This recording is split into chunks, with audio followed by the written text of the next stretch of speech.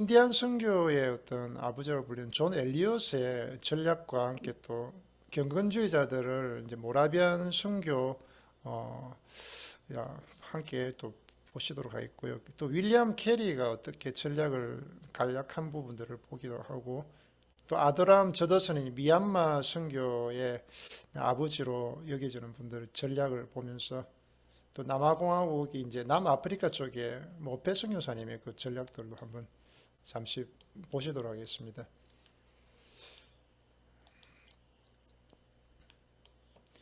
존 엘리엇의 이제 전략 부분들은 이제 1604년에서 1690년입니다. 그러면 거의 뭐 청교도 이제 운동이 일어날 상황으로 이제 생각을 할 수가 있겠습니다.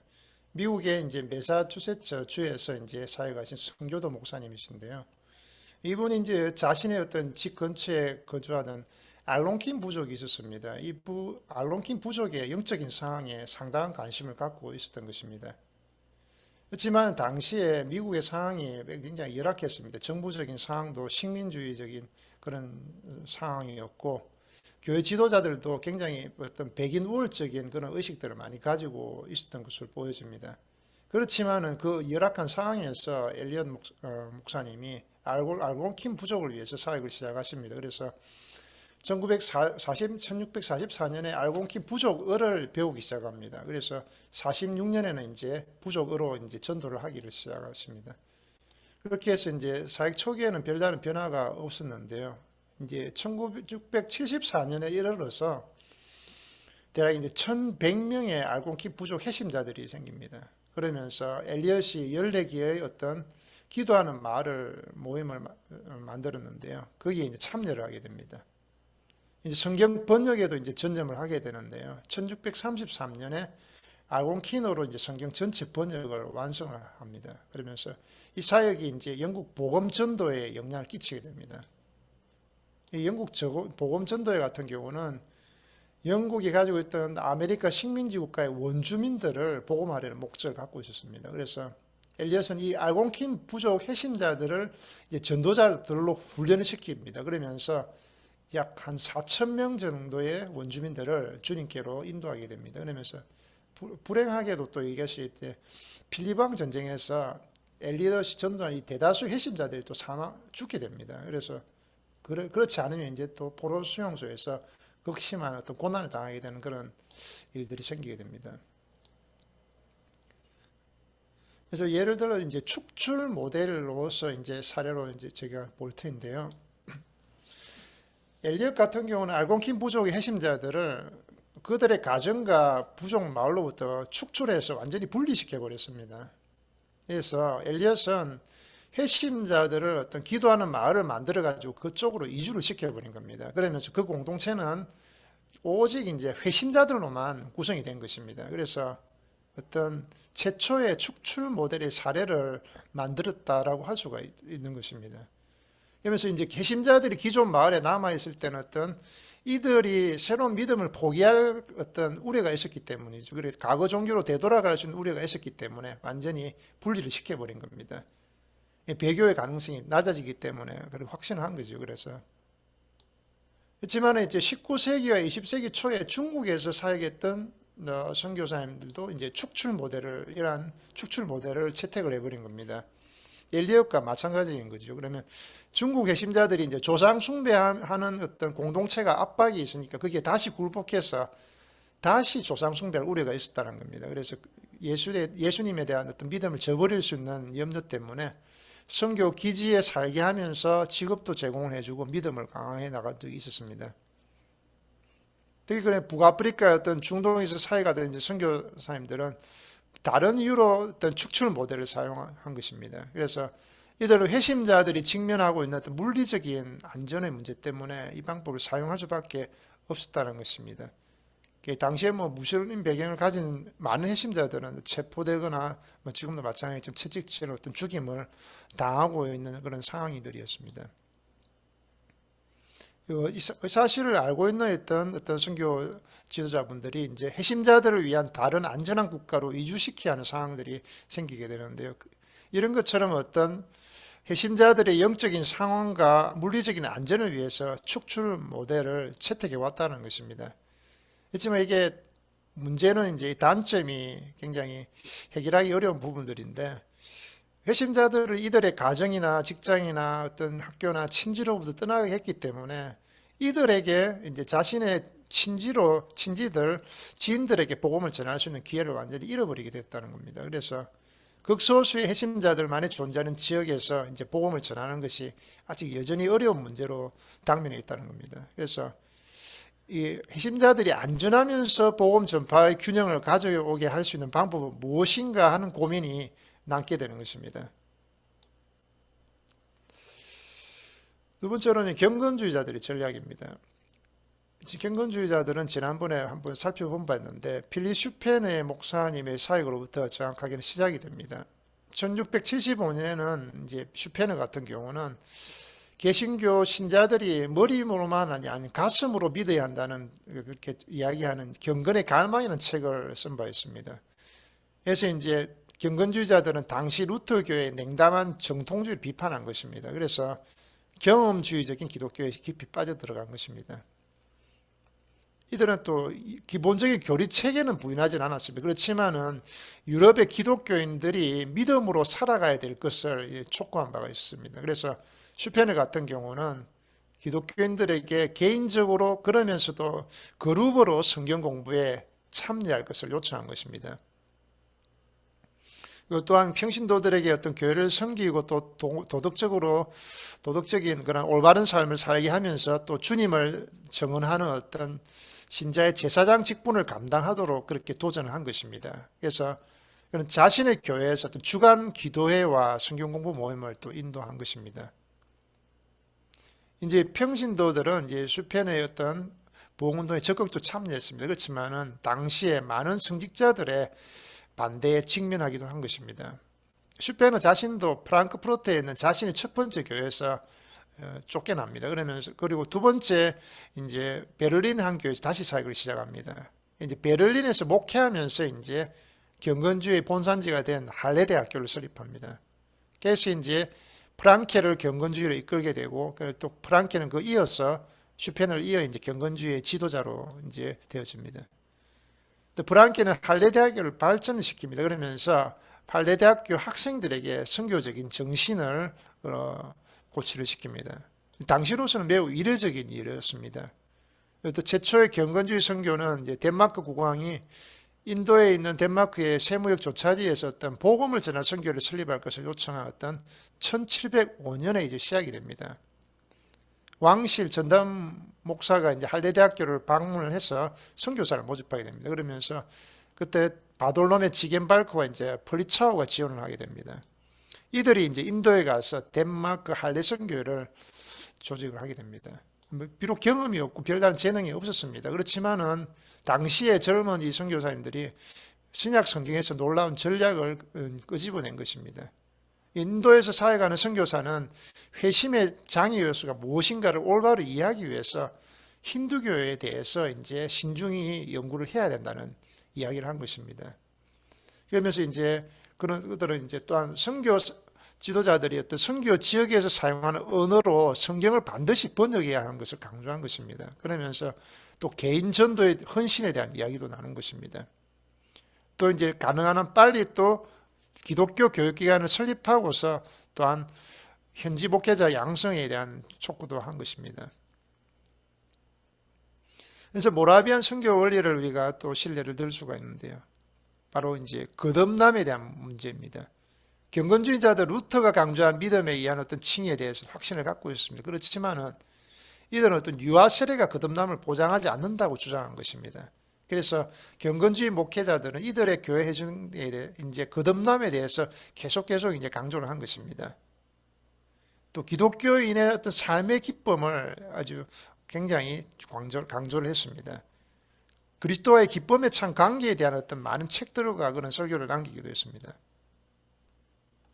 성화에 대한 부분입니다. 경건주의자들은 성화의 교리와 경험을 강조를 했습니다. 그래서 이들은 성령이 기독교인의 삶 속에 역사하셔서 그들로 하여금 이제 더욱더 그리스도를 닮게 한다는 그런 확신을 갖고 있었다는 것입니다.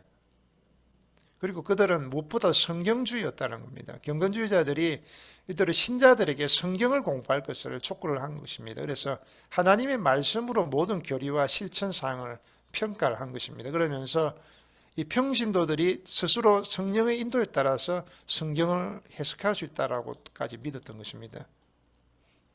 또 신학적인 교육에 대한 부분들입니다. 근데 학식에 있는 목회자의 중요성에 대해서 강조를 한 것입니다. 이들은 높은 또 지적 수준과 따뜻한 마음을 어떤 겸비한 그런 목회자들을 배출하기 위해서 노력을 했습니다.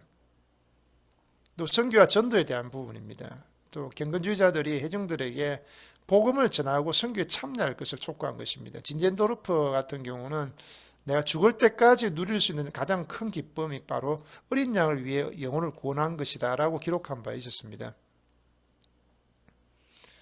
사회적인 관심인데요. 이거 일부 비평가들은 이제 경건주의자들이 오직 영적인 일에만 관심이 있다고 지적합니다. 그렇지만은 할례 경건주의자들은 가난한 아이들을 위해서 학교를 또 세우고 병자들을 위해서 무료 진료소를 또 운영을 했습니다. 그리고 가난한 이들에게 또 주택을 제공하는 그런 사역을 했었습니다.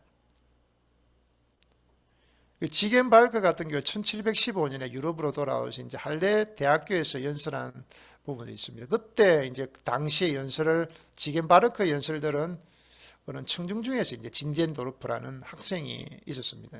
당시에 어떤 진젠도르프 같은 경우는 매우 부유한 어떤 독일 귀족 청년이었습니다.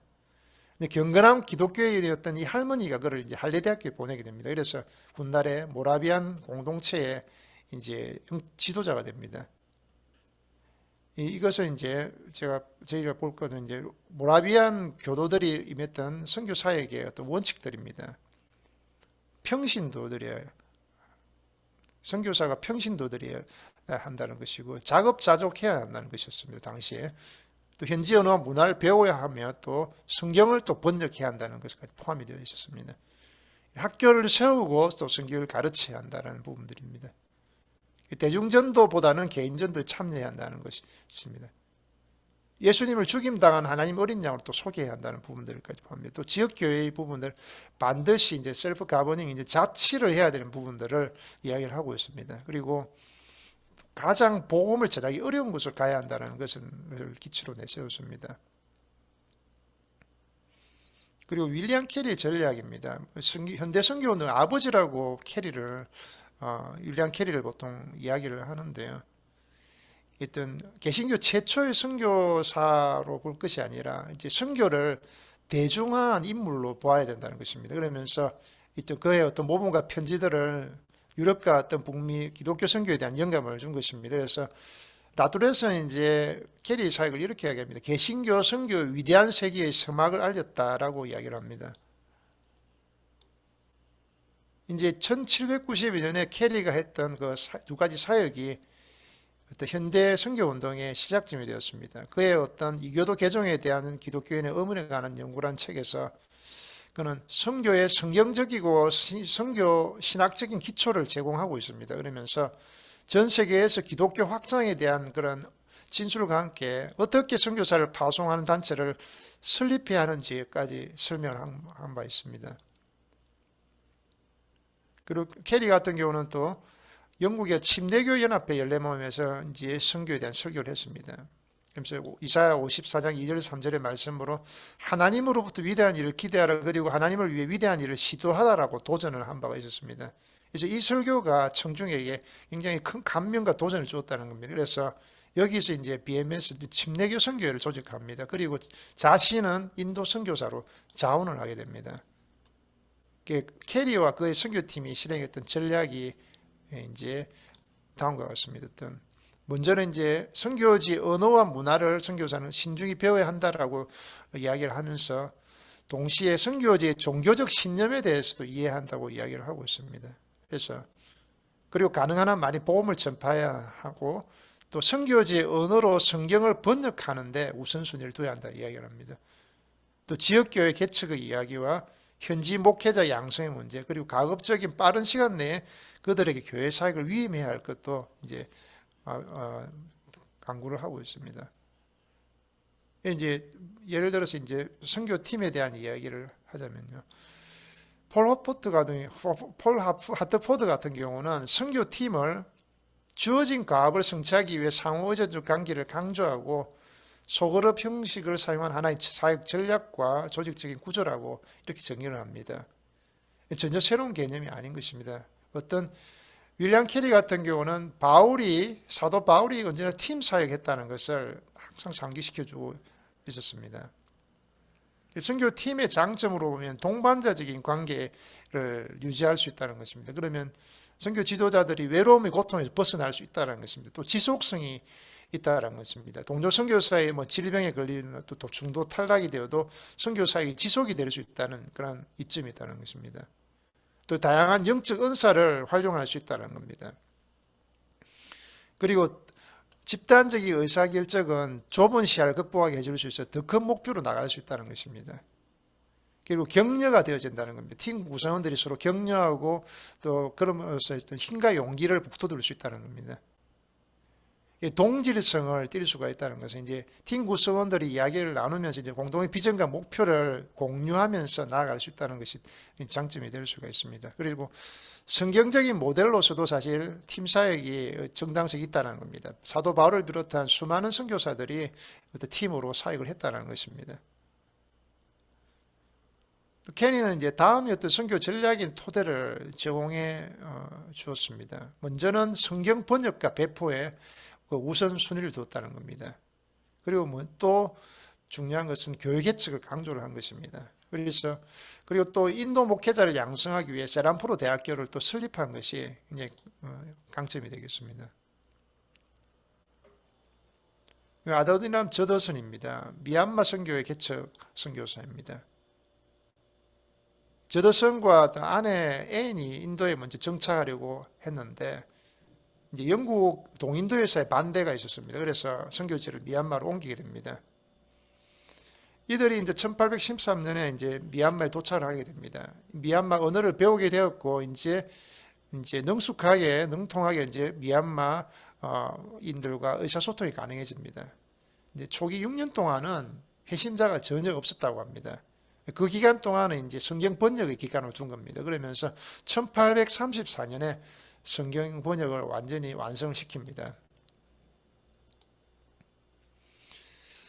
1826년에 아내 앤이 사망을 합니다. 그리고 상당한 우울증에 빠져 있다가 또 이제 동료 미망인 선교사를 만나서 재혼을 하고 또 재혼한 이제 선교사님 역시 또 사망을 합니다. 그리고 또 다시 또 재혼을 합니다. 이 거듭되는 아내의 죽음과 우울증 재발 속에서도 불구하고 그는 사역의 끈을 놓지 않습니다. 자신의 어떤 사역 전략은 다음과 같습니다. 한 5가지 정도로 요약이 될 수가 있는데요. 저더슨이 개발하고 실천한 사역 전략의 부분들입니다. 저더슨은 이제 선교 단체의 필요성을 절실히 깨달았고 당시에 ABC, FM이라 해서 미국 해외 선교위원회와 또 미국 침례교회 선교의 설립에 기여를 했습니다. 그리고 무엇보다도 미얀마의 언어와 문화를 익히는데 이제 힘을 기울입니다. 그래서 미얀마 성경의 필요성을 확신을 했습니다. 그리고 반복해서 번역이 하는 오류를 피하기 위해서 영어에서 번역을 하지 않습니다. 히브리어와 헬라어 원어 성경에서 이제 미얀마어로 직접 번역을 했습니다. 그러면서 저더슨 성경이나 아직 남아있는 그의 번역 성경은 지금도 이제 사용이 되고 있습니다. 그리고 이제 저더슨은 해신자들이 상당 기간 동안 이제 집중적인 제자 훈련을 받아야 되는 정당성을 이야기합니다. 그리고 이제 전생에 걸쳐서 선교 헌신해야 할 것을 도전을 또 합니다. 그래서 이제 신뢰를 저희가 상황화의 이야기를 말씀을 나눌 수가 있겠는데요. 이 상황화는 이제 보는 관점에 따라서 다양한 정의를 내려온 것이 사실일 것입니다. 그래서 이 용어에 대한 이제 선교신학자 데이비드 헤셀 게르에버의 정의는 다음과 같습니다. 이 상황화라는 것은 이제 헤셀 게르에버의 이야기를 빌리면 언어적이고도 비언어적인 측면을 모두 갖고 있다는 것입니다. 신학화와 관련이 있다는 것입니다. 성경을 번역할 때 상황화가 반드시 필요하다는 것입니다. 그러면서 해석과 적용 또 성육신적인 생활 방식, 전도나 또 기독교 교육, 교회 개척과 성장, 교회 조직, 또 예배 형식 등의 상황화 작업은 지상 명령을 수행하는 데 있어서 필수 불가결한 활동이다라는 것입니다. 복음주의 선교사들 어떤 에 있어서 또 상하 같은 경우는 주로 청중이 올바로 이해하고 적절한 반응을 보여주는 방식으로 성경적인 진리를 전달해 내는 것과 관련이 있다는 것입니다.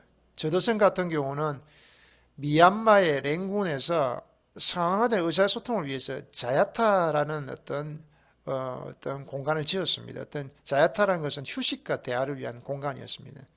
사람들에게 자주 설교를 했지만 반응은 아주 냉담했습니다. 그래서 초기 수년간은 그 열매를 맺지 못했었습니다.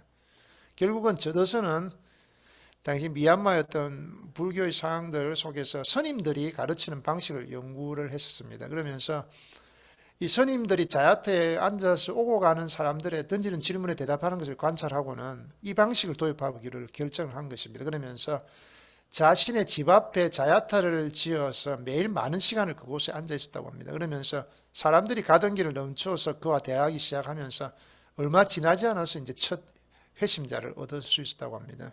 이 상황에 대한 어떤 좋은 신뢰라고 할 수 있겠습니다.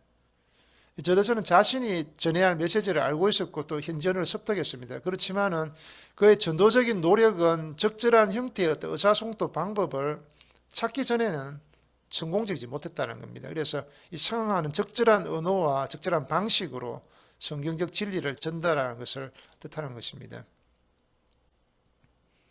로버트 모펫의 경우입니다. 모펫은 남아프리카로 파송되어집니다. 공식 학교 교육을 제대로 받지 못한 인물인데요. 근데 이제 런던 선교회는 그의 가족을 남아프리카로 파송을 합니다. 그래서 1816년에 케이프타운에 도착을 해서 현재 보츠와나에 해당되는 크루만으로 이동이 되어서 48년간의 사역을 하였습니다. 그래서 모펫은 1857년 주아나족 언어로 해서 성경 번역을 완성합니다. 그래서 이 번역이 베추아나 부족의 영적 각성 운동을 촉구하게 됩니다. 모페시 쿠르만 지역의 마을마다 교회를 개척했습니다. 그러면서 그렇지만은 선교 기지의 원형을 설립한 것으로도 잘 알려져 있습니다. 선교 기지라는 것은 이제 선교 사역을 위해서 작업자적할 수 있는 공동체를 뜻하는 것이죠. 그래서 이 선교 기지에 이제 선교사와 현지인 사역들을 위한 어떤 주택이나 창고, 학교, 진료소, 여러 가지 고아원이나 어떤 관계 수로나 모든 농장들의 다양한 기관들을 다 갖추고 있었습니다. 그래서 이들이 필요로 하는 대부분의 생필품 같은 경우는 다 선교 기지에서 다 작업자족을 한 것입니다. 그래서 선교 기지 혹은 자립형 어떤 공동체라고 할 수 있는 이것은 또 아프리카나 중국, 인도에서 또 개신교사에게 전형적인 모델이 되기도 했습니다. こちらの雑居ビルの5階にあるホストクラブで午前6時頃から正午まで朝ホストとして働いています。모펫의 딸 메리는 또 데이빗 리빙스톤과 또 결혼을 했습니다. 유학을 하게 되면은 19세기 개척 선교사들은 어떤 100년 동안 지속이 되어 온 개신교 선교 전례를 만들었습니다. 이들 대다수는 어떤 선교지 언어로 성경을 번역했습니다. 그리고 이들은 성경 번역에 대한 전문적인 훈련을 받지 못한 상황에서 놀라운 업적을 이루는 것입니다. 어떤 전도와 교회 개척도 심혈을 기울였습니다. 현지 목회자 양성도 중요한 부분을 차지했습니다.